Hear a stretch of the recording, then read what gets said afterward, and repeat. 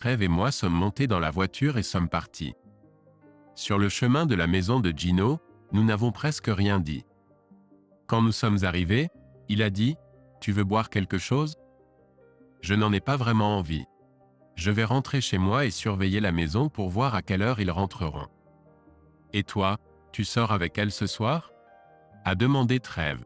J'ai secoué la tête. Autant j'aimerais juste lui mettre une raclée et la virer, ce n'est pas si simple. Je dois penser à Samantha. Je dois d'une manière ou d'une autre la sortir de ma vie sans perdre Sam. La perdre serait un meurtre pour moi. D'accord. N'oublie pas que nous avons des heures supplémentaires prévues demain soir ? Oui, je sais. Je serai là. Je ne pourrai de toute façon pas rester à la maison avec ma femme. Si tu n'as pas de rendez-vous ou quelque chose, peut-être qu'on pourra se retrouver ici chez Gino après le travail. Peut-être que j'aurai trouvé une solution d'ici là. Trèves a acquiescé. D'accord. Peut-être que Tony aura quelque chose pour moi d'ici là aussi. Merci, Trèves. J'apprécie d'avoir quelqu'un à qui parler et qui a déjà vécu cette merde. Je suis monté dans ma voiture et suis rentré chez moi. Il était presque 1h du matin quand j'ai garé ma voiture dans une impasse à quelques maisons de la nôtre. Donna et Connie rentraient de l'autre côté. Si le tapis roulant avait fonctionné sans interruption pendant 8 heures et que je rentrais directement du travail, je serais arrivé vers 2 heures. Comme je m'y attendais, la voiture de Donna était toujours garée dans l'allée. Je savais déjà que Connie avait été plus qu'une simple conductrice lors de l'accident de voiture que ma vie était devenue. Environ 15 minutes après mon arrivée, j'ai vu une voiture descendre la rue et s'arrêter dans notre allée. J'ai vu Connie et Donna sortir de la voiture et monter les marches. J'étais trop loin pour voir à quel point elles étaient bien orientées, mais elles sont arrivées à la porte et sont entrées directement. Environ 10 minutes plus tard, j'ai vu Christy, une élève de 2e année qui habitait dans la rue voisine, sortir et se diriger vers sa maison. J'ai vu Donna et Connie se tenir debout et discuter sur le porche, veillant à ce qu'elles rentrent chez elles. Après quelques minutes, Donna et Connie se sont serrées dans les bras et Donna est rentrée dans la maison. Connie est montée dans sa voiture et est partie. J'avais un peu de temps à tuer avant de rentrer chez moi, alors j'ai décidé de la suivre pour voir où elle habitait maintenant. À ma grande surprise, Connie habitait toujours dans le même complexe où nous étions voisines. Je l'ai observée se garer et entrer dans sa maison de ville. J'ai traversé le parking et inspecté sa voiture. J'ai noté la marque, le modèle et le numéro de plaque d'immatriculation, puis je suis rentré chez moi. Il était passé 2 heures, alors je me suis garé devant la maison et suis rentré comme à chaque soir. Seule la veilleuse de la cuisine était allumée, comme d'habitude, et tout était calme. J'ai allumé la télévision et regardé les gros titres de CNN pendant quelques minutes. Finalement, j'ai marché dans le couloir sombre et écouté à la porte de la chambre. J'ai pu entendre Donna respirer lourdement, comme elle le fait quand elle dort. Je suis entré dans la salle de bain principale, j'ai fermé la porte et allumé la lumière. Il y avait une légère odeur de désodorisant dans l'air. La cabine de douche était humide, avec une serviette mouillée accrochée au rebord. Je suis entré dans la salle de bain et j'ai allumé la lumière. Le sèche-cheveux de Donna était sur le comptoir et encore chaud. J'ai jeté un coup d'œil à la corbeille à côté des toilettes. À l'intérieur se trouvait une boîte vide de seringues Massagiles jetables. J'ai frissonné en comprenant le sens de ce que j'avais découvert. Je suis retourné dans le couloir et j'ai réfléchi un moment. Je me suis retourné et suis descendu au sous-sol vers le panier à linge qui se trouvait sous la goulotte à déchets. J'ai fouillé parmi les vêtements sales, mais je n'ai rien trouvé qu'elle portait. Je suis retourné dans la pièce et j'ai regardé la salle de bain. J'étais assis dans la salle de bain, et j'ai entendu un bruit fort. Je me suis tourné vers la gauche et j'ai vu une salle de bain en noir et blanc. Je regardais la salle de bain et j'ai vu une salle de bain en noir et blanc. J'ai regardé autour du sous-sol et j'ai remarqué que le couvercle de la machine à laver était baissé. Je l'ai ouvert et là, dans l'eau froide, se trouvaient les vêtements qu'elle portait plus tôt. J'ai refermé le couvercle et suis remonté à l'étage. En jetant un œil à Sam, j'ai attrapé un oreiller et une couverture et me suis allongé sur le canapé. J'étais là, allongé, fixant l'obscurité, méditant. Tout était comme d'habitude pour elle. Aller à une fête et s'amuser. Rentrer avant que son mari ne rentre du travail. Mettre des vêtements dans la machine à laver, et j'ai regardé autour. J'ai vu une salle de bain en noir et blanc. J'ai regardé autour et j'ai vu une salle de bain en noir et blanc. J'ai regardé autour et j'ai vu une salle de bain en noir et blanc. J'ai regardé autour et j'ai vu une salle de bain en noir et blanc. J'ai regardé autour et j'ai vu une salle de bain en noir et blanc. Mis des vêtements dans la machine à laver et les ai trempés pour éliminer l'odeur désagréable. Prendre une douche, laver vos cheveux et même les sécher. Et n'oubliez pas de vous parfumer pour éliminer les dernières traces et vous garder frais pour toute la journée suivante. Ensuite, allez vous coucher avant qu'il n'arrive pour éviter de parler de ce que vous avez fait ce soir-là. C'est assez facile à faire avec quelques verres de vin et quelques tours dans la Lincoln Town Car. J'avais juré de ne plus jamais pleurer à cause d'elle ou de notre mariage. Elle m'avait tué, et je ne voulais pas en parler. J'allais juste aller me coucher et dormir. J'allais aller me coucher et dormir. J'allais aller me coucher et dormir. J'allais aller me coucher et dormir. J'allais aller me coucher et dormir. J'allais aller me coucher et dormir. J'avais juré de ne plus jamais pleurer à cause d'elle ou de notre mariage. Elle l'avait tué, sans cœur, à plusieurs reprises et délibérément. Mon avenir ne l'incluait plus. J'étais en colère, furieux, à un pas de la rage meurtrière. J'étais en colère, furieux, à un pas de la rage meurtrière. Je savais que je ne pouvais pas y aller. Je devais être calme et maître de moi-même pour surmonter cela. Je devais penser à Samantha. Je devais penser à Samantha. Je ne pouvais pas laisser Donna l'affecter. C'était ma dernière pensée avant de m'endormir. Je me suis réveillé vers 8 heures quand Sam a tendu la main vers mon visage. « Papa, papa, ton visage est tout égratigné. Pourquoi dors-tu ici ?» Je lui ai souri en bâillant. « Bonjour, Samantha. Es-tu prête pour le petit déjeuner ?» Elle m'a regardé, câlinant son chiot en peluche, et a hoché la tête. « Tu vas manger avec moi ?»« Bien sûr, ma chérie. » Je me suis levé, Sam a pris son petit déjeuner, et je lui ai mis des dessins animés. Je suis retourné dans la chambre pour aller aux toilettes. Donna dormait profondément, et je ne m'attendais pas à ce qu'elle reste éveillée pendant encore plusieurs heures. Maintenant je comprenais pourquoi elle avait été si absente ces 4 ou 5 derniers week-ends. Je me suis douché, rasé et habillé. J'ai habillé Sam et j'ai décidé de l'emmener chez ses parents. Maman et papa étaient à la retraite et passaient l'hiver en Floride dans un parc de caravanes.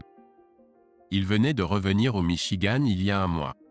Ils avaient un appartement en ville et une maison sur un petit lac dans le nord du Michigan. Ils adoraient passer du temps avec leurs petits-enfants. Chaque automne, ils étaient tourmentés à l'idée de quitter leur maison et leurs enfants, mais ils ne supportaient plus le froid et la neige. Nous sommes restés quelques heures avec eux et avons déjeuné. Maman a demandé où était Donna, et j'ai dit qu'elle dormait encore quand nous sommes partis. Maman m'a regardé interrogativement, et j'ai simplement haussé les épaules. Maman, papa et Sam ont passé un bon moment, et moi je suis resté principalement assis à regarder le match de baseball à la télé. Maman m'a taquiné sur mon inattention, puis a commencé à parler du moment où elle aurait un autre petit enfant. Mon frère aîné avait déjà 2 enfants, et je prenais du retard. Nous avions cette conversation régulièrement depuis plusieurs années. J'essayais de sourire et de lui dire qu'elle serait la première informée. Cela me déprimait de penser que cela n'arriverait probablement pas maintenant.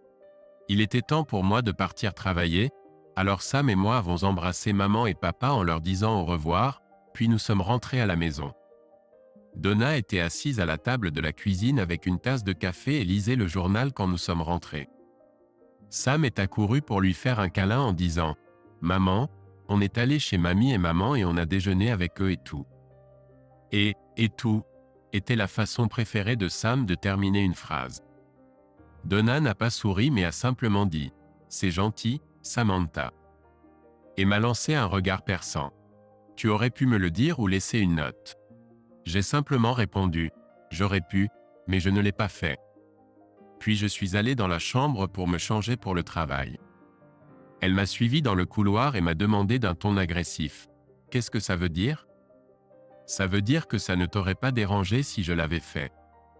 Tu n'aurais pas voulu venir, et nous y serions allés quand même. J'ai dit calmement, au fait, tu te souviens que je travaille ce soir? Et j'ai enfilé mon gant de travail. Quoi? Donna semblait confuse par ce changement de sujet. Je travaille ce soir, tu te souviens? Ai-je dit en passant à côté d'elle et en appelant Sam. Elle est accourue et je lui ai donné un gros baiser et un câlin. Bonne nuit, Samantha.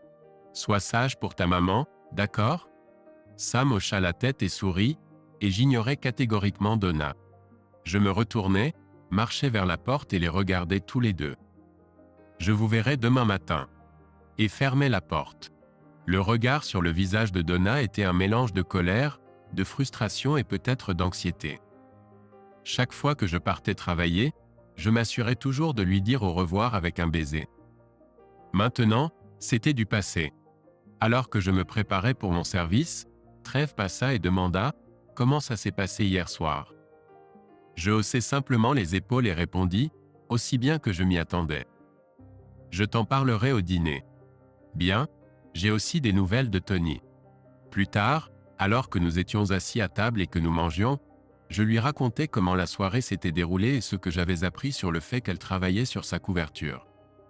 Je lui parlais aussi des changements dans le comportement de Donna ces derniers mois que je ne pouvais expliquer auparavant. Rien que d'en parler me rendait furieux à nouveau. Trèves me regarda avec sympathie. Quand des choses comme ça arrivent, on ne peut jamais croire que la personne que l'on croyait aimer plus que tout au monde a pu te faire ce qu'elle t'a fait. Il haussa les épaules. Tony m'a appelé cet après-midi. Il a traîné avec les gars au bar jusqu'à juste avant la fermeture. Selon lui, il s'est vanté d'amuser ces deux femmes. Tony a dit que la conversation a continué à partir de là. Quoi qu'il en soit, avant de partir, James a arrangé un rendez-vous avec Connie pour le vendredi suivant. Apparemment, c'est ce qu'ils ont fait. James prend un rendez-vous avec Connie. Connie convainc Donna de l'accompagner. Donna sort avec Curtis. Connie et Donna finissent par se mettre en couple. Et peut-être que Donna ne se sent pas coupable car ce n'est pas elle qui a initié cela. Il haussa les épaules. Qui sait? Mais cette fois, ils sont allés encore plus loin. James a dit à Connie qu'ils allaient prendre une chambre au Red Roof Inn près de la sortie de Forest Road sur l'autoroute 123. Je voulais voir si Donna mordrait à l'hameçon. Je pense que Connie a juste ri et a dit pas de problème. Donc, ils ont prévu de se retrouver au Black and Tan à l'heure habituelle. Et quand ça chauffe, déplacer la fête à l'hôtel. Peu importe comment ils s'y prennent, c'est la foutue faute de Donna. Notre mariage est fini et c'est elle qui l'a ruiné. Notre mariage est fini et c'est elle qui l'a ruiné, déclarai-je fermement. Trèves réfléchit un instant. Laisse-moi te donner un conseil, Ken. Écoute quelqu'un qui est passé par là où tu es maintenant. Ne laisse pas la haine et la colère te consumer comme je l'ai laissé me consumer. J'ai perdu plusieurs années en étant en colère et plein de ressentiment. À cause de cela, je n'ai jamais pu entretenir une relation sérieuse avec une femme. Mais je commence à reprendre espoir. Ma vie n'est pas finie et de bonnes choses commencent à m'arriver. Je ne dis pas que tu ne mérites pas la justice. Mais fais ce que tu as à faire pour ta fille, pour ta propre paix intérieure et une vie saine, et non pas juste pour la vengeance. Puis il a souri. Mais si cela mène à un peu de vengeance, c'est de la justice. J'ai réfléchi à ces paroles alors que nous arrivions à la fin de notre service. Je savais que Trevor avait raison, et un jour je pourrais peut-être surmonter la colère, l'humiliation et la rage.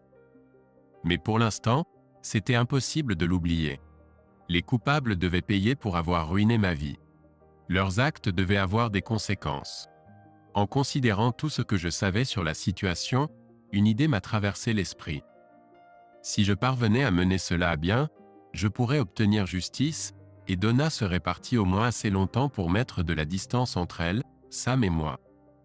Plus tard, alors que nous étions attablés avec une bière chez Geno, j'ai commencé à exposer l'essentiel de la question à Trèves. Mon problème est comment me débarrasser de Donna sans perdre Samantha. Si je divorce, elle obtient la garde principale et son influence pourrait ruiner Sam. Je ne peux pas laisser cela arriver. La seule chose à laquelle je pense, en dehors de la tuer, c'est de la mettre en prison ou de lui causer tellement de problèmes avec la loi qu'aucun juge ne lui accordera la garde. Cela a du sens, mais comment ferais-tu cela? Je pense que le lien avec la drogue est crucial. Et nous savons où ils seront tous les 4 vendredis soirs prochains. Curtis a déjà un casier judiciaire, donc l'arrestation est crédible. Si je peux trouver comment arrêter Donna et ses amis de manière à attirer l'attention maximale, alors Donna n'aura aucune chance d'obtenir la garde quand je demanderai le divorce. J'ai commencé à esquisser un plan, demandant à Trev de m'aider à combler les lacunes et à trouver des incohérences. Le meilleur scénario auquel j'ai pu penser était d'organiser une descente vendredi soir alors qu'ils seraient tous à l'hôtel Red Roof Inn. La Tri-County Drug Task Force disposait d'une ligne directe pour recueillir des informations. Je pourrais l'utiliser pour impliquer la police.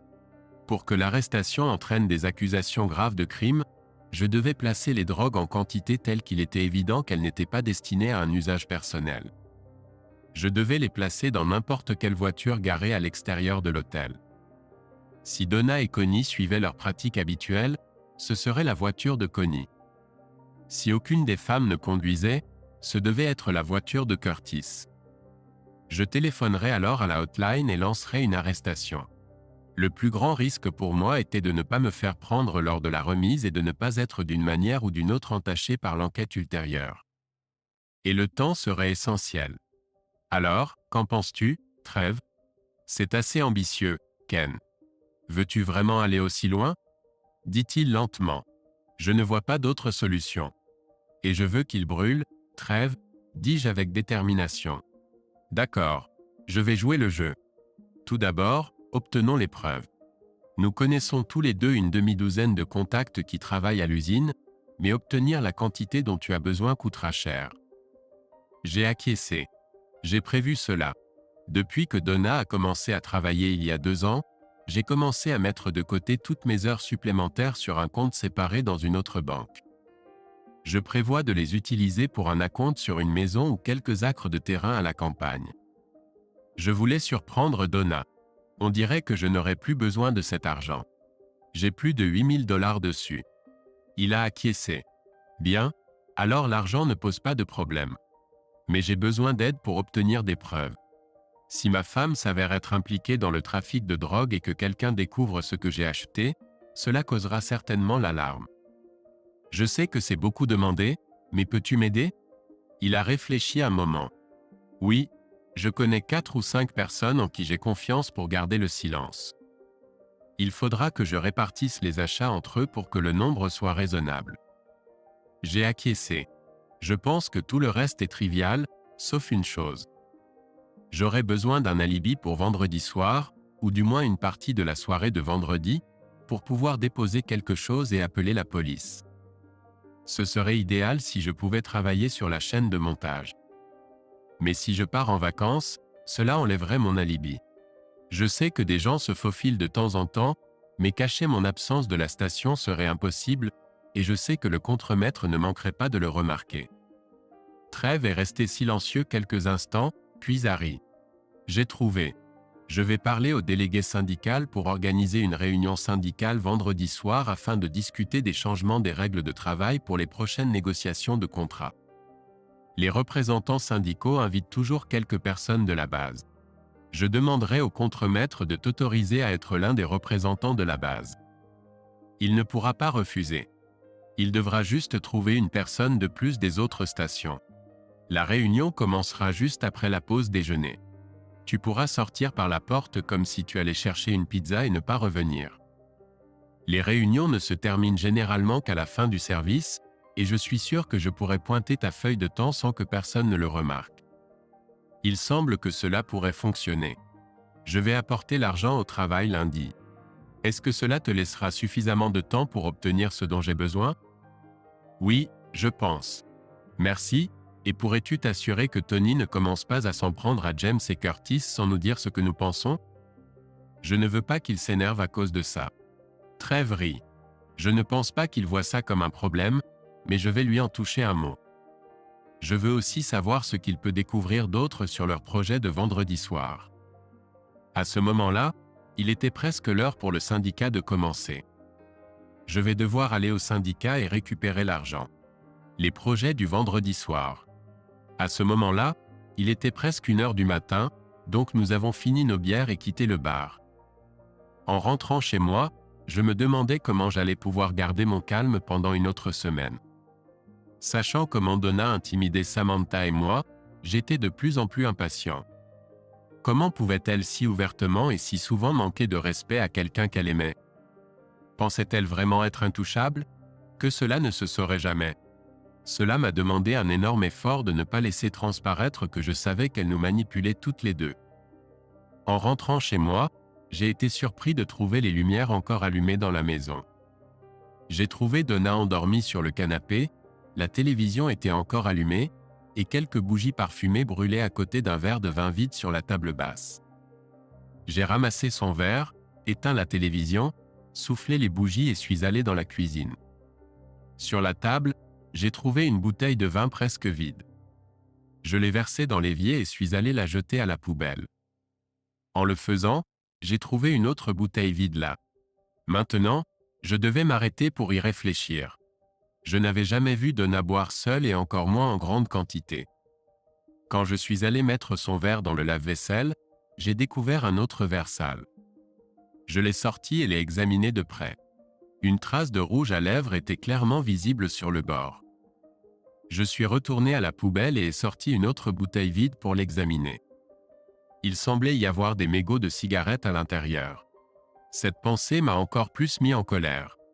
Je parierais n'importe quoi que Connie était là pour s'assurer que Donna acceptait leur rendez-vous du vendredi prochain. J'ai nettoyé les preuves et suis allé me coucher. Alors que j'étais allongé là, l'idée m'est venue que Donna non seulement aimait les hommes, mais semblait être accro à l'alcool et à d'autres choses. Une nuit, je me suis réveillé et j'ai senti Donna se redresser dans le lit. Je lui ai tourné le dos et, sans réfléchir, je me suis rendormi. Le matin, je me suis réveillé avant 9 heures. Je me suis levé et suis allé vérifier comment allait Sam. Elle était allongée dans son lit en parlant à ses peluches et en jouant à un jeu avec elle. Je l'ai laissée tranquille et suis allé prendre une douche. Après m'être rafraîchi, j'ai secoué Donna quelques fois. « Quoi? Qu'est-ce qu'il y a ?» dit-elle, haletante. Il est 9h30. On a encore le temps de se préparer pour l'église. « Quoi? Laisse-moi tranquille et laisse-moi dormir » dit-elle grognon et tira un oreiller sur sa tête. « Donna, tu as eu des invités la nuit dernière ?» demandai-je. Elle est restée silencieuse. « Donna, réponds-moi. Qui était ici la nuit dernière ? » « Personne ne peut. Maintenant va-t'en et laisse-moi tranquille. » « Des bêtises. Pourquoi tu me mens ? » Donna s'est assise dans le lit et m'a crié dessus. « Maudite sois-tu. Laisse-moi tranquille. » Puis elle s'est jetée sous les couvertures et a couvert son visage. J'ai quitté la pièce et suis entré dans la chambre de Sam. « Salut, papa. On peut déjà prendre le petit déjeuner ? » dit-elle. « Bien sûr que oui. Et que dirais-tu d'aller à l'école du dimanche aujourd'hui ? » « C'est dimanche, papa ? » « Oui.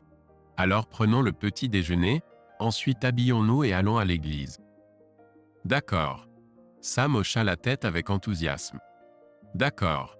Maman va venir aussi ? » J'ai essayé de sourire à Sam. « Maman est fatiguée, Sam. Elle veut dormir. » Sam a réfléchi pendant 1 minute. « Papa, maman ne vient plus nulle part avec nous. » « Pourquoi ? » Je l'ai regardé tristement et ai dit, « Je ne sais pas pourquoi, Sam. Tu pourras lui demander quand on rentrera à la maison, d'accord ?» Sam a acquiescé et est allé chercher son céréale préféré. Nous avons commencé à fréquenter l'église quelques fois par mois après le 2e anniversaire de Sam. Bien que nous ne soyons pas très religieux, nous avons réalisé que Sam avait besoin d'être élevé dans un environnement ecclésiastique. Nous avons trouvé une église méthodiste à proximité qui nous plaisait, et elle est devenue notre église, bien que nous ne puissions pas y aller plus souvent. Et comme je travaillais la nuit, cela limitait notre participation à d'autres activités sociales. Et Donna ne semblait pas vouloir y participer sans moi. Mais Sam aimait vraiment aller à l'école du dimanche, aux études bibliques et jouer avec ses amis. La plupart du temps, les services étaient éducatifs et souvent réconfortants. Les services d'aujourd'hui semblaient répondre à mon besoin de réconfort. Je savais que ce que j'avais prévu de faire à ceux qui m'avaient fait du tort était non chrétien. Mais d'une manière ou d'une autre, je sentais qu'avec le temps, je serais pardonné. Au moins le service m'a apaisé et m'a semblé me donner la force de traverser les jours à venir. Quand nous sommes rentrés, la maison était calme. J'ai jeté un œil dans notre chambre, mais le lit était vide, et j'entendais la douche couler dans la salle de bain. Sam et moi étions assis dans le salon, Sam regardant la télévision et moi lisant le journal, quand Donna est entrée. J'ai vu qu'elle me regardait du coin de l'œil, puis sans dire un mot, elle est entrée dans la cuisine. Sam s'est levé d'un bond et l'a suivie dans la cuisine. « Maman, maman, je suis allé à l'école du dimanche, et Madame Benson nous a lu des histoires bibliques, on a joué, j'ai eu des cookies et du lait. » « C'est bien, ma chérie. »« Maman, pourquoi tu n'es pas venue à l'église avec nous ? » Maman ne se sentait pas bien et voulait dormir, ma chérie.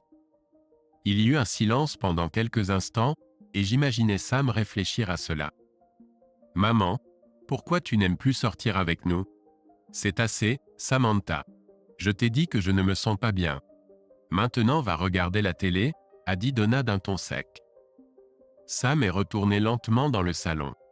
Elle a pris son chiot en peluche, s'est installée sur le canapé et s'est blottie aussi près de moi qu'elle le pouvait.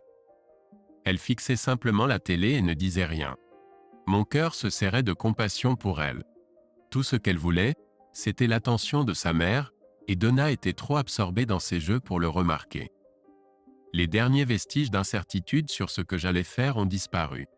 Nous sommes restés blottis sur le canapé pendant que Donna préparait quelque chose à manger dans la cuisine. Finalement, elle est revenue à travers le salon, a marché dans le couloir, est entrée dans notre chambre et a fermé la porte. Elle n'a pas dit un mot de plus à aucun de nous. Je me suis tourné vers Sam et j'ai dit « Veux-tu aller faire un tour avec papa ?» Sam a simplement acquiescé et a dit « D'accord ». J'ai changé Sam en vêtements de jeu, et nous sommes montés dans le pick-up et sommes partis. Je voulais explorer l'auberge au toit rouge et les environs. Cela occuperait Sam, et nous serions tous les deux plus loin de la maison.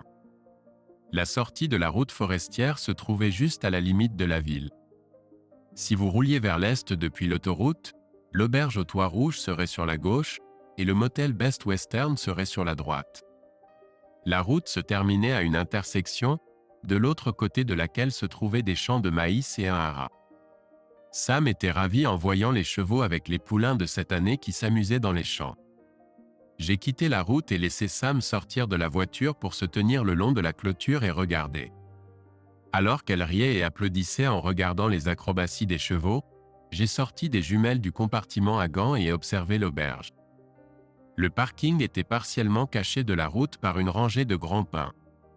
Il semblait que je pouvais me garer au Best Western, traverser la route et me cacher derrière l'un des pins. L'hôtel était un bâtiment en forme de L de 2 étages où vous vous gariez à côté de votre chambre et entriez directement depuis l'extérieur. Selon la chambre qu'ils occupaient, je pouvais me faufiler jusqu'à leur voiture, déposer ceci et me cacher derrière l'un des arbres assez rapidement. Il n'y avait pas grand-chose à faire en ville ce week-end, donc je ne pensais pas que l'hôtel serait bondé. Il me fallait trouver une cabine téléphonique en état de marche à proximité. De loin, on aurait dit qu'il y avait un téléphone près du bureau du motel Best Western. Finalement, j'ai ramené Sam dans le camion et suis allé vérifier. J'ai mis de la monnaie et composé le numéro de renseignement pour m'assurer que ça fonctionnait. C'était le cas. Sam et moi avons passé encore quelques heures à parcourir le village avant de rentrer enfin chez nous. Sam était presque endormi, alors je l'ai porté jusqu'à la maison. En entrant, j'ai senti une odeur de cuisine et entendu Donna qui manipulait vaisselle et couverts. Donna a jeté un coup d'œil depuis l'angle de la pièce et nous a regardés. Sans me regarder dans les yeux, elle a semblé esquisser un sourire et a dit « Le dîner sera prêt dans environ 1 heure », puis elle a disparu dans la cuisine. Mentalement, j'ai secoué la tête en me demandant si Donna se sentait aussi schizophrène qu'elle en avait l'air.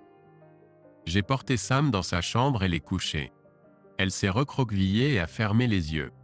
Je suis retourné au salon, ai allumé le match de baseball et ai décidé de finir de lire le journal. Si Donna veut faire semblant que tout va bien, ça me va. Un jour, Donna a jeté un œil depuis la cuisine et a demandé « Où est Sam ?» En train de faire la sieste, elle dort probablement pendant le dîner. Bien. Puis elle est retournée à ses occupations. J'ai regardé le match et lu le journal. Donna n'a pas quitté la cuisine sauf pour mettre la table dans la salle à manger. Dans la rubrique locale, j'ai remarqué des photos de scènes de crime. En dessous, était indiqué le nom d'un photographe local, Dennis Thompson. Il était un peu célèbre car il était photographe indépendant et vendait ses images à plusieurs journaux et magazines locaux. Un jour, l'une de ses photos avait été reprise par l'Associated Press. Environ 6 mois auparavant, notre journal local avait écrit un article le concernant. Apparemment, il avait été accepté par plusieurs services de police et de pompiers de la région en tant que photographe officiel, ce qui lui donnait l'opportunité de prendre des photos là où d'autres étaient généralement refoulés. En pensant à lui, une idée m'est venue. Enfin, Donna est sortie de la cuisine et a dit « Le dîner est prêt. Je vais voir si Sam est réveillé. » Je n'ai rien répondu. J'ai pensé qu'elle essayait de se faire pardonner d'avoir été si brève plus tôt. Elle a disparu dans la chambre de Sam et n'est pas réapparue tout de suite. Environ 10 minutes plus tard, elle est revenue, portant Sam dans ses bras et chuchotant à son oreille. J'ai vu Sam hocher la tête et serrer Donna fort autour du cou. Donna l'a installée sur une chaise et a dit joyeusement « Le dîner est prêt. » Nous nous sommes assis à table, et il semblait que nous jouions tous un rôle.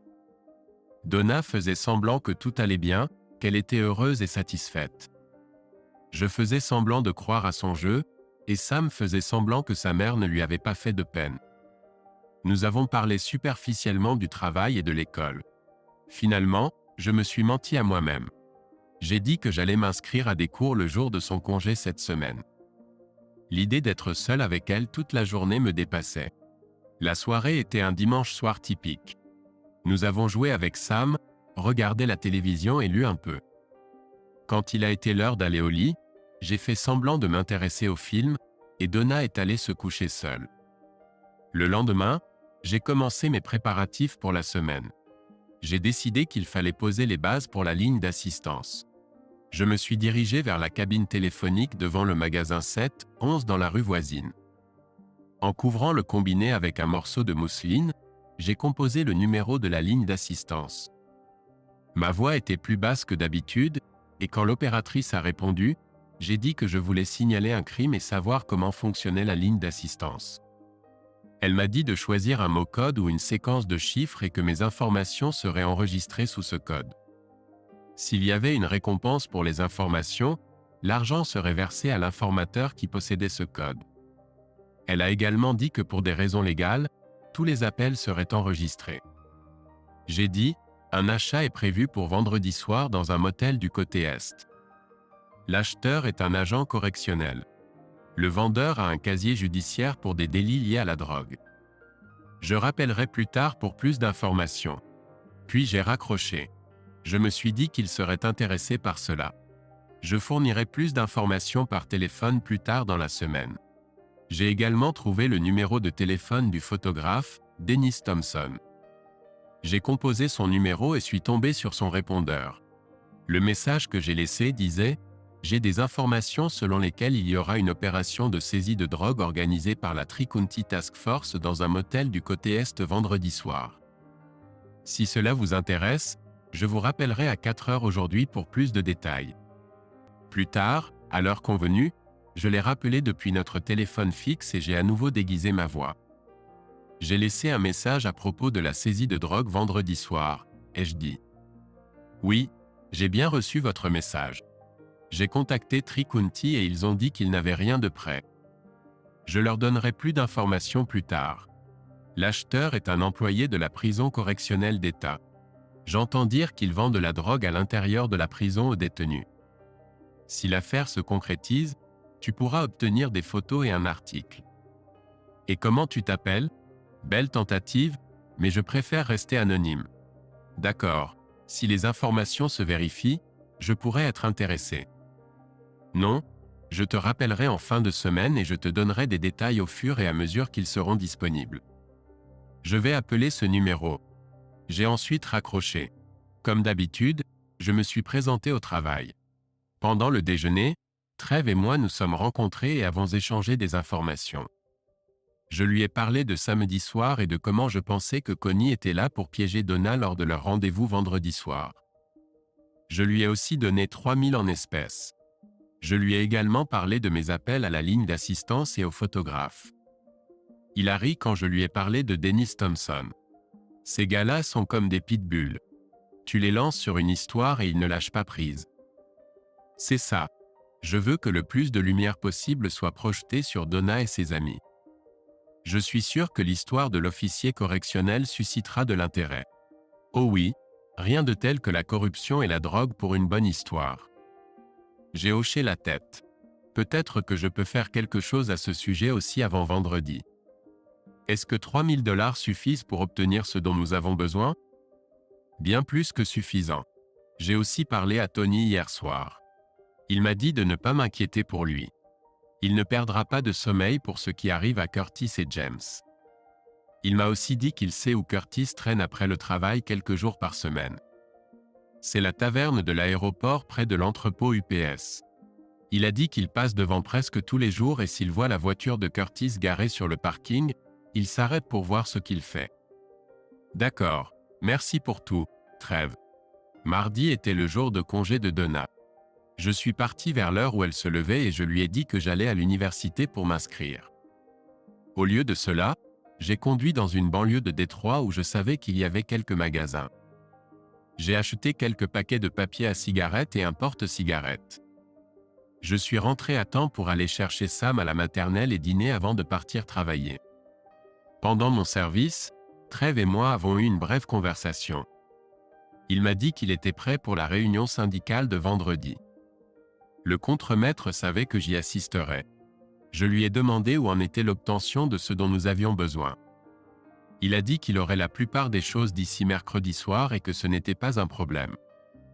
Mercredi, j'ai passé la journée à terminer quelques travaux de jardinage.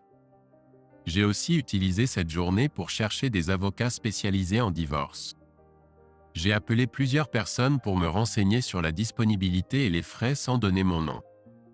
Je suis aussi descendu à la cabine téléphonique du 711 et j'ai rappelé la hotline du comté de Tri-County. Lorsque l'opérateur a répondu, j'ai dit « Mon nom de code est Black & Tan » et j'ai appelé lundi au sujet d'un achat qui aura lieu vendredi soir. Le nom du fournisseur est Curtis Alec. Il a des antécédents. Il conduit une Lincoln Town Car argentée. La transaction aura lieu entre 23h et minuit. Je vous rappellerai vendredi avant 22h et je vous donnerai le nom du motel, le numéro de chambre et le nom de l'agent de probation qui sera l'acheteur. Puis j'ai raccroché brusquement. Plus tard, avant que Donna rentre du travail, j'ai rappelé le photographe, Dennis Townsend. J'ai répété ce que j'avais dit à la hotline. « Es-tu intéressé ?» ai-je demandé. « Certainement. » J'ai parlé au lieutenant Mason, qui dirige la force spéciale du comté de Tri-County. Votre tuyau et ce que vous m'avez dit ont été transmis à la police d'État. Ils sont très intéressés. Il semble qu'ils enquêtaient sur une affaire de drogue à la prison d'Ionia. Il semble que votre acheteur puisse être une source majeure d'informations sur la façon dont ils y parviennent. D'accord. Combien de temps vous faudra-t-il pour arriver dans le quartier à l'est de l'US 123, au sud de l'université? Pas plus de 20 minutes, mais la force spéciale mettra probablement 30 à 45 minutes pour se mobiliser. Je lui ai dit que je l'appellerais 5 minutes avant d'appeler la force spéciale du comté de Tri-County. Il a dit qu'il serait prêt, et j'ai raccroché. Trev est arrivé au travail en sifflant, un sourire aux lèvres. Je l'ai regardé et j'ai dit, « Quelque chose a dû te rendre heureux aujourd'hui. » Il a ri et a dit, « Oh oui, je te raconterai ça à midi. » Alors que nous nous sommes assis pour manger, il a dit, « Devine quoi? 3 a réussi à récupérer Curtis à la taverne de l'aéroport hier soir. » Curtis avait trop bu et parlait de sa dernière conquête. Trev s'est arrêté et s'est senti gêné un moment. « Désolé, Ken. Je suppose que je n'ai pas réfléchi. J'ai simplement haussé les épaules. Ne t'en fais pas, Trev. J'avoue que ça fait encore mal, mais je vais bien. » De toute façon, 3 lui a dit qu'il admirait certainement son goût pour les femmes blanches. Curtis a ri et a dit que s'il le voulait, il pouvait passer dans la chambre 120 du Red Roof Inn vendredi soir et peut-être essayer. Qui plus est, Peut-être qu'il laissera la fenêtre ouverte et pourra voir ce qui se passe. Curtis semble connaître quelqu'un qui travaille à l'auberge, et chaque fois qu'il veut une chambre, il obtient toujours la même. C'est la dernière chambre au rez-de-chaussée. 3 pensent que Curtis l'utilise parfois pour faire du troc et aussi pour rencontrer des filles. 3 lui a dit qu'il aimerait bien, mais qu'il serait hors de la ville vendredi soir. Et en fait, j'ai dit à 3 que ce serait bien s'il faisait cela. Je ne lui ai rien dit d'autre, mais il a compris. J'ai réfléchi un moment, sachant que connaître le numéro de la chambre faciliterait certainement les choses. J'ai inspecté l'hôtel, et entrer et sortir de cette partie du parking sera assez facile. Il y a beaucoup de couvertures. J'ai marqué une pause et regardé autour de moi. Et pour les affaires? Ai-je chuchoté. J'ai presque tout. Nous les déplacerons dans ton pick-up après le travail. Bien, j'espère que tu as été prudent en les manipulant. Je ne veux pas tes empreintes sur ces choses. J'ai été prudent, toujours dans l'emballage d'origine des fournisseurs, et j'ai tout essuyé après l'avoir eu. J'ai hoché la tête. J'ai vraiment hâte d'en finir avec ça. La tension à la maison commence à monter. Il ne reste que 2 jours. Mais as-tu pensé à ce qui viendra après? Tu ferais mieux d'être prêt pour les questions de la police, de la famille et des amis. Ton histoire doit être inattaquable. J'ai hoché la tête. Je n'avais pas pensé au fait que je devrais trouver un avocat spécialisé en divorce, mais tu as raison. J'y réfléchirai entre maintenant et vendredi.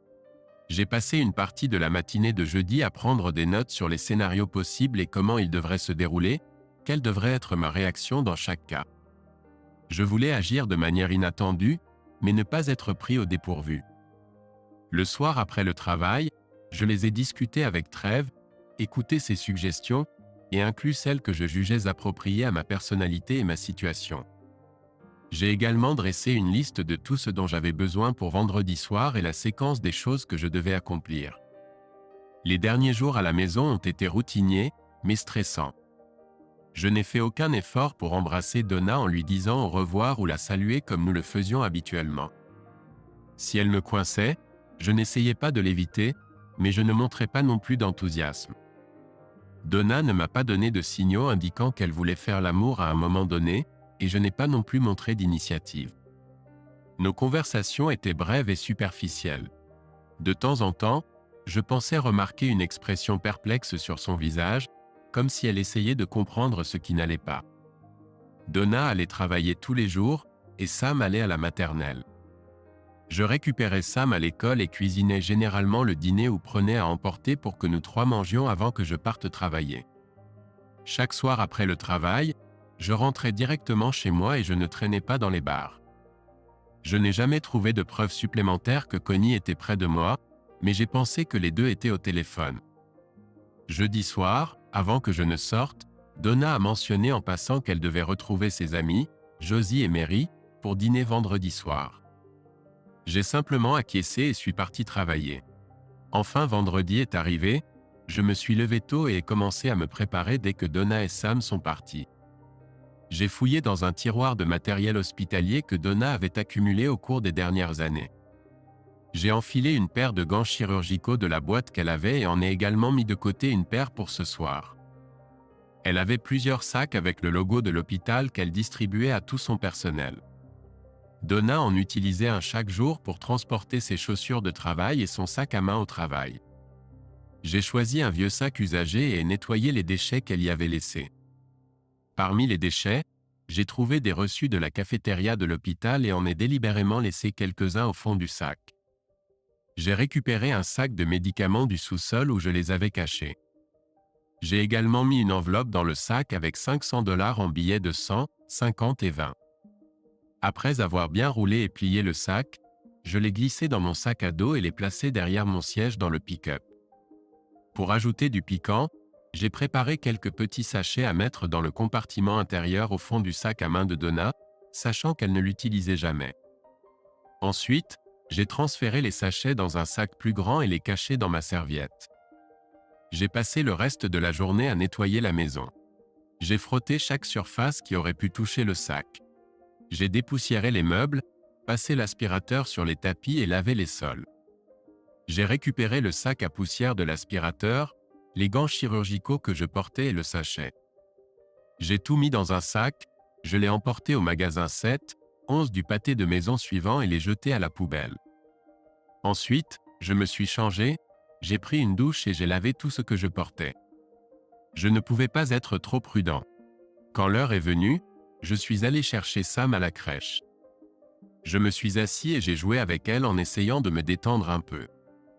Je ne pouvais pas me défaire de la culpabilité que je ressentais pour ce qu'elle traversait. Je savais que ce serait difficile pour elle de perdre sa mère. J'espérais et priais pour pouvoir combler le vide dans sa vie. J'ai réussi à dîner et Donna est rentrée à temps. Quand elle est partie dans sa chambre pour se changer, il ne m'a fallu qu'une minute pour ouvrir son sac à main, ouvrir sa serviette et transférer les sacs dans le compartiment zippé. Le dîner s'est déroulé sans incident. Donna et Sam étaient toujours assis à la table en train de parler lorsque j'ai commencé à sortir par la porte. Je me suis arrêté un moment pour les regarder tous les deux, sachant que ce pourrait être la dernière fois que je les verrais ensemble dans un environnement heureux et insouciant. Je me suis résigné au fait que l'un d'entre nous finirait probablement en prison avant la fin de cette nuit. Pendant un instant, j'ai regretté que ce soit Donna qui ait tout abandonné et non moi. Et sans un mot de plus, je me suis retourné et suis sorti par la porte. Trev et moi sommes arrivés au travail environ 15 minutes en avance. Je lui ai parlé de mes arrangements, et il a réfléchi un moment avant de dire « Tu devrais peut-être réfléchir à une chose. » À un moment donné, quelqu'un va réaliser qu'il a été piégé et va essayer de découvrir exactement qui. Oui, je sais. Et tôt ou tard, Donna va commencer à réfléchir à qui avait accès à son sac à main. Ça se résumera probablement à Connie ou à moi. Mais j'espère qu'à ce moment-là, Sam et moi aurons déménagé dans un nouvel endroit pour vivre et que le divorce et la garde des enfants seront réglés. Si ça se résume à sa parole contre la mienne, qui penses-tu qu'ils croiront? Comme prévu, nous avons travaillé pendant le déjeuner. Ensuite, Trev m'a accompagné jusqu'au parking. J'ai pris mon sac à dos dans sa voiture et nous avons échangé les clés. En guise de cadeau d'adieu, il m'a remis une clé à molette fine du bureau du contremaître. Il semblait que chaque semaine, plusieurs personnes se retrouvaient enfermées dans leur voiture, donc la plupart des contremaîtres gardaient ces outils pratiques dans leur bureau. Nous nous sommes serrés la main et j'ai dit avec plus de confiance que je ne le ressentais. Je te verrai chez Gino vers 2 heures. Trev a seulement acquiescé et je suis parti. Il ne m'a fallu que 20 minutes pour arriver au meilleur hôtel western de l'autre côté de la rue. J'ai garé ma voiture dans un coin sombre où des jumelles pouvaient distinguer l'aile du bâtiment entre les arbres qui abritaient la chambre 120. 2 voitures étaient garées à l'extrémité du bâtiment, la voiture de ville de Curtis et une Trans Am bleue qui appartenait à Connie. J'ai regardé ma montre. Il était déjà 9h30. Je me suis dit qu'il n'avait certainement pas perdu de temps pour arriver ici depuis le Black & Tan. J'ai enfilé mes gants chirurgicaux, sorti mon sac à dos du coffre et l'ai mis sur moi. En traversant la rue, les seules voitures sur la route que je pouvais voir étaient à l'intersection avec l'autoroute. Je me suis caché derrière un pin et j'ai observé les 2 voitures dans les chambres pendant quelques minutes. Il y avait une lumière provenant de la fenêtre de la chambre 120, mais toutes les autres chambres de ce côté étaient sombres. En me baissant, j'ai traversé le parking et me suis caché entre les voitures. J'ai posé ma main sur le capot de la Trans Am et senti la chaleur qui s'en dégageait. Il n'était pas là depuis longtemps. J'ai essayé la portière passager de la Trans Am, mais elle était verrouillée. J'ai enlevé mon sac à dos et l'ai ouvert. J'ai sorti le Slim Jim et l'ai passé le long de la vitre jusqu'à trouver le loquet de la porte. J'ai tiré fort et la porte s'est déverrouillée. J'ai sorti mon sac d'hôpital de mon sac à dos, ouvert discrètement la portière de la voiture et l'ai glissé sous le siège passager avant. J'ai refermé la porte à clé et l'ai fermée doucement. J'ai remis mon sac à dos et alors que je commençais à traverser le parking, je me suis arrêté et ai regardé la fenêtre éclairée de la chambre de motel. Je savais que c'était une mauvaise idée, mais quelque chose me poussait vers la fenêtre. J'ai rampé le long du trottoir et me suis approché de la fenêtre. Des bruits étouffés me parvenaient. Je me suis lentement relevé et à ce moment-là, un espace d'1 ou 2 pouces s'est formé dans les rideaux. Que ce soit involontaire ou si Curtis pensait que 3 allait arriver, je ne sais pas. Dans la pénombre et à travers la brume de fumée, j'ai distingué Donna et Curtis sur le lit le plus proche à 5 pieds de la fenêtre. Sur l'autre lit se trouvaient James et Connie. Stupéfait, je me suis retourné, me suis lentement laissé glisser au sol le dos contre le mur et ai couvert mes yeux de mes mains. J'étais abasourdi. Rien de ce que j'avais imaginé ne pouvait me préparer à cela. Dans un état second, je me suis levé et titubé à travers le parking, j'ai traversé la route et je me suis dirigé vers la voiture de Trev. Je me suis retourné et ai regardé la chambre 120. Je me suis maudit d'avoir regardé par cette fenêtre. Je n'oublierai jamais cette scène à chaque fois que je me souviendrai de la femme que j'avais aimée autrefois. Si j'avais pu détruire ce bâtiment et tous ceux qui s'y trouvaient à ce moment-là, je l'aurais fait. J'ai pris quelques grandes respirations et me suis rappelé ce que je devais faire ensuite. Je me suis retourné et me suis dirigé vers le bureau du Best Western et le téléphone public à l'extérieur. J'ai mis quelques pièces et composé le numéro de téléphone du photographe. Lorsque Dennis a répondu, j'ai dit « La transaction de drogue a lieu dans la chambre 120 du Red Roof Inn sur Forest Road. Le fournisseur est Curtis Alec. Il conduit une Lincoln Town car argentée. L'acheteur est James Martin. Il est gardien à la prison d'État d'Ionia. Il se cache dans une chambre de motel avec 2 prostituées. L'une des prostituées conduit une Trans Am bleue. J'ai compris, a dit Dennis. Combien de temps vous faudra-t-il pour arriver ici? Ai-je demandé. Environ 15 à 20 minutes. Vous avez 5 minutes avant que j'appelle la Tri-County Task Force. Merci, le lieutenant Mason attend ton appel. Je suis en train de sortir. Puis il a raccroché. Je suis resté là, plongé dans mes pensées, et j'ai simplement fixé la route. Enfin, j'ai vérifié ma montre, j'ai pris le téléphone et composé le numéro du comté de Tri-County. Lorsqu'ils ont répondu, je me suis identifié par un mot de code et j'ai répété ce que j'avais dit à Dennis, en ajoutant un détail. Je leur ai dit que James Martin avait un pistolet et que Curtis Alec avait un couteau. Ensuite, j'ai raccroché.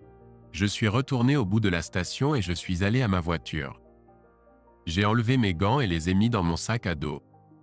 Je me suis dirigé vers l'arrière de l'hôtel Best Western et j'ai jeté le sac à dos et son contenu dans la benne à ordures. Ensuite, je suis retourné au bord du parking où se trouvait l'hôtel et la chambre 120. Debout à côté de la voiture, j'avais une excellente vue des 2 côtés du bâtiment à environ 150 pieds de distance. Cette partie du parking était mal éclairée et je portais des vêtements sombres, donc j'étais assez bien dissimulé. À travers des jumelles, j'ai surveillé l'entrée de l'hôtel et le côté du bâtiment où se trouvait la chambre 120.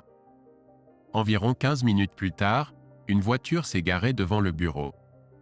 2 hommes en sont sortis et au lieu d'entrer dans le bureau, ils ont longé la rangée de chambres et ont tourné au coin du bâtiment. L'un des hommes s'est arrêté au coin et l'autre a continué jusqu'à la chambre 120. Je l'ai vu s'arrêter à la fenêtre. Pendant plusieurs minutes, il n'a pas bougé de sa place et j'ai pensé qu'il observait ce qui se passait. Il tenait quelque chose dans sa main que j'ai pris pour un appareil photo. Il s'est ensuite retourné et a continué sa route. Ils ont passé quelques minutes à se serrer dans les bras, puis sont retournés à leur voiture et ont attendu.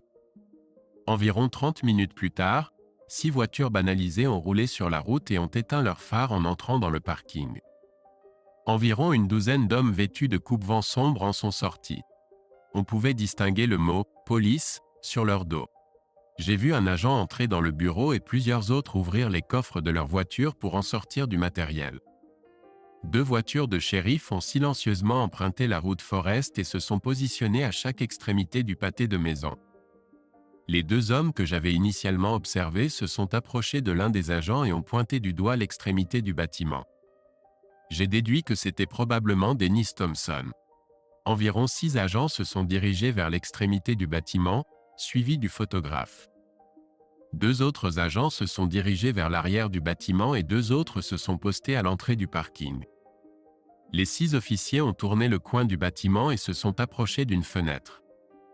Un des officiers a jeté un coup d'œil à travers la fenêtre et a indiqué aux autres la porte.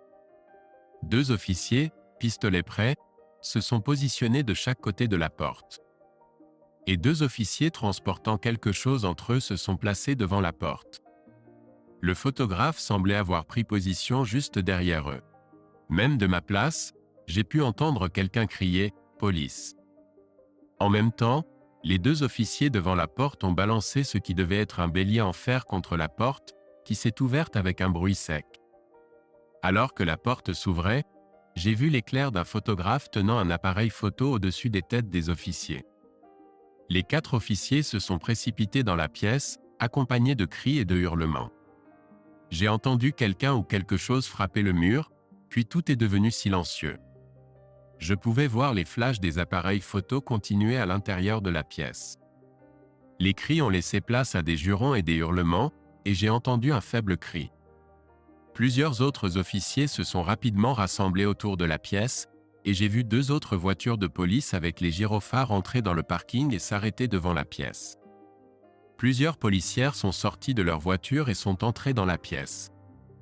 Plusieurs autres officiers ont commencé à inspecter la voiture de ville et la Trans-Am avec des lampes torches. Après quelques minutes de plus, 2 officiers ont sorti Curtis de la pièce et, après quelques minutes de plus, 2 officiers ont sorti Curtis de la pièce avec les mains menottées. Sa tête était baissée. Ils l'ont mis dans la voiture et sont partis. James a été sorti de la même manière, mais il marchait de son propre chef. Il avait l'air choqué et abasourdi. Ils l'ont mis dans une autre voiture et l'ont emmené. 2 autres voitures de police et un pick-up portant la mention « Unité canine » se sont arrêtés. Plus d'officiers sont entrés dans la pièce. Un des officiers est sorti avec des clés et a ouvert les portes et les coffres des voitures. Plusieurs officiers ont commencé à fouiller le contenu des 2 voitures. Enfin, Donna et Connie ont été sorties de la pièce menottées, chacune accompagnée d'une policière. Elles ont été autorisées à s'habiller, mais il était évident à voir leur apparence négligée que leurs vêtements venaient d'être jetés sur elles. J'ai observé attentivement Donna à travers mes lunettes alors qu'elle trébuchait en franchissant le seuil, soutenue par l'officier. Je pouvais la voir clairement. Je n'avais jamais vu une telle expression d'horreur et de désespoir sur le visage de quelqu'un comme elle en avait maintenant. Des larmes et des grimaces coulaient sur ses joues. Elle clignait souvent des yeux dans la lumière, et je pouvais voir son menton et son corps trembler alors qu'elle essayait de retenir ce que j'imaginais être des sanglots. Autant je pensais que Donna et les autres le méritaient, pendant une minute je me suis détesté de lui faire ça. Puis je me suis souvenu de la scène dans la chambre de motel et de la façon dont elle avait traité Samantha et moi, et la culpabilité s'est dissipée. J'ai observé tandis qu'ils étaient poussés dans la voiture de patrouille et j'ai regardé à travers des jumelles de terrain alors qu'elles sortaient lentement du parking et descendaient la route. Hébété par l'horreur, j'ai baissé les jumelles et j'ai regardé en silence les gyrophares de la police disparaître au loin. J'ai pensé tristement à quel point mon avenir était devenu incertain. Si tu veux une suite à cette histoire, donne à cette vidéo un pouce levé et parle-en dans les commentaires.